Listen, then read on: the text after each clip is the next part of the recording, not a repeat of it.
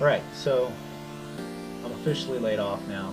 My company, well, former company, was awesome. They gave me a couple weeks to look for a new position in the company or find a new job altogether. That was cool. I decided to go with Amazon. I found an RV. I'm gonna go look at it. Seems like it's a decent deal. I mean, what can you expect for $2,000, you know? Okay, so I have the RV. This is the RV. It's not beautiful. I'll probably sell those chairs. I have my own chairs I'd like to use.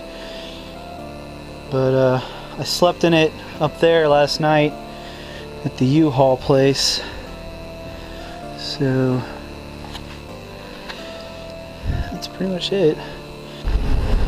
Alright, so I've got like a white knuckle grip on the fucking steering wheel because I'm driving through this. The rain is fucking flying sideways. It's like 37 degrees. And this shit's ridiculous. And this is my first time driving this thing. And you know, the thing about a fucking RV is it catches all the wind. Alright. So that's the front of the Death Star.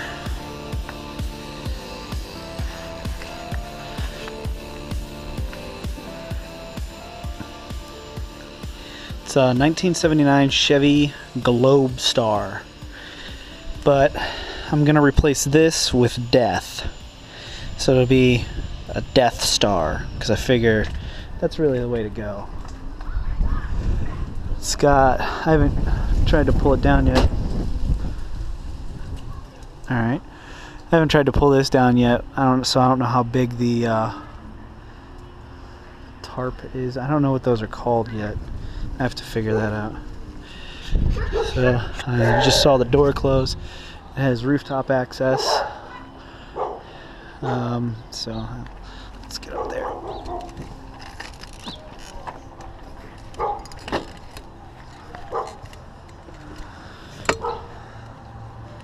I don't imagine I'll be up here much, except to reseal stuff every year.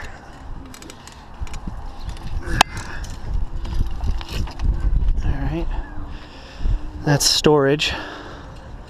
That little thing I found out while I was driving, I didn't know what it was. Sort of whatever. Focuses your vision down so you can see right behind you. So that was kind of cool. It's my spare, a badass bumper. This is for the tanks and stuff. More stuff for the tanks and electricity. Generator. I need to get the generator a tune-up before I use it, but I'll be on direct power at the Amazon campsite. It's mechanically sound. I drove it from Muskegon, Michigan to here. That's the water heater. I'll just leave that open. I gave this a once through real quick before.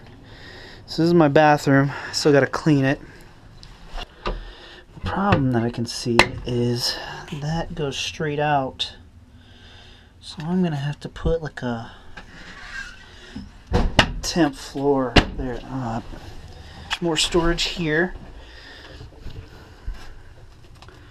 I don't have the electricity on in here, but you can see it's all like the dark browns from the 70s, the faux wood. Like this old school oven, for example, it's propane, but the amount of cooking space in here is about the same as a convection oven I have that takes up this much space. So if I got rid of this, closed off the propane line, get rid of this vent, that creates a whole area of space there. And if I get rid of this burner top, because only 2 of the burners work anyway, then that eliminates all that space, because that's propane as well, and I don't need that. I've got an electric grill top that takes up a lot less space, so I could create more shelving space here for other stuff. And I've got a different microwave I'll probably use. I'm planning on getting rid of these chairs, probably scrapping this table, and I've got these cubicle shelf sections that I'd like to put in back there, but it would be 1 foot deep by 3 foot tall by 6 foot wide shelving section that I have in my house now that I actually use. And so that would be awesome to have that in here, because that's a ton of extra storage. A few lessons learned from my first experience buying my first RV. A few things that, if you're already a road seasoned RV person or in the RV lifestyle, is going to be pretty obvious to you, but for everybody else maybe not so obvious. First thing is insurance. Make sure you got insurance. That's probably a no-brainer, but one thing that I found that's particular is you got to make sure your insurance company provides RV insurance. In my case, mine didn't, but they were connected or had a partnership with another group that did. So when I set it up, I actually end up going through their system and getting connected to another insurance company to do it, but it's not with my current insurance company. Kitty's first time in here.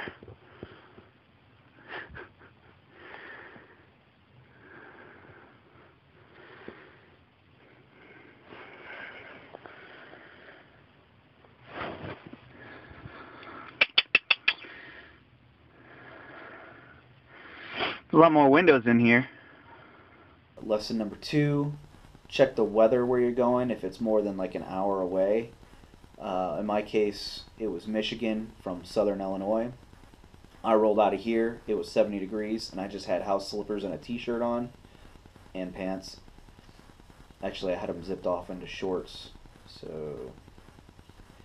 But I showed up in Michigan, and it's right off Lake Michigan itself, and it was 37, rain/sleet, 30 to 40 mile per hour winds, and I was cold.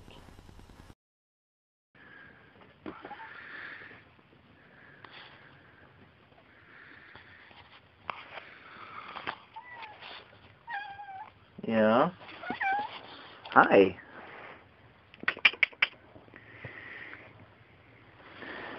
Investigate it. Investigate it.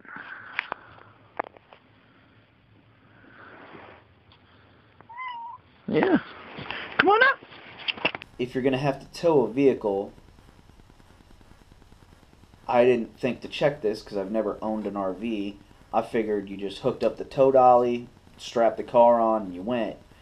But U-Haul will not rent you a tow dolly unless you own your own. You can't do this. They need to have some sort of a wiring kit on back, so that way you can run turn signals and stuff from the back of the RV to the trailer or tow dolly that you're pulling. Well, I didn't know that, so I sleep in U-Haul's parking lot. They come out in the morning. I wake up, go talk to them, whatever, and then find that they can't hook it up because I don't have the wiring harness. So then I had to look around, find a place that was going to do the wiring harness and wouldn't completely rape me on the cost.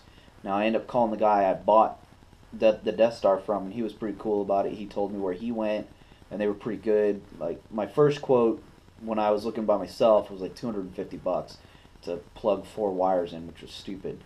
But the place I ended up going to was like $95 with labor and parts, and they showed me exactly what they were doing, and they went in, double checked all the wiring throughout the Death Star just to make sure it was all good, so that way everything worked right. So then I go back and get the U-Haul.